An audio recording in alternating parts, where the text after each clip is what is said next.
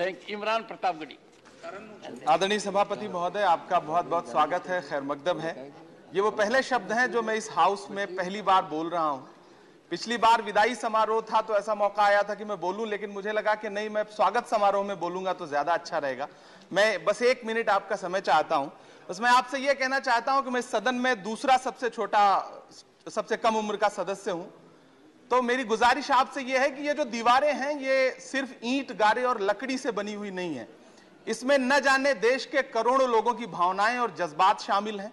ऐसे में देश चाहता है कि यहां अच्छी बातों पे बहस हो, बातचीत हो, और आप हमारे परिवार के मुखिया हैं, राज्यसभा का जो परिवार है उसके आप मुखिया हैं, तो आपकी जिम्मेदारी बनती है कि अगर हम सारे लोग यहां से अवाम की बात उठाएं तो आप हमें महफूज रखें और हमारी नुमाइंदगी करते हुए हमें बोलने का मौका दें। क्योंकि आप देश की उच्चतम न्यायालय में आपने इंसाफ की लड़ाई लड़ी है और यह देश का उच्च सदन है, तो हमें उम्मीद है कि आप हमें यहाँ इंसाफ की लड़ाई लड़ने देंगे। Honourable leader of the house, बहुत बहुत धन्यवाद आपका। Thank you. Honourable leader of the house.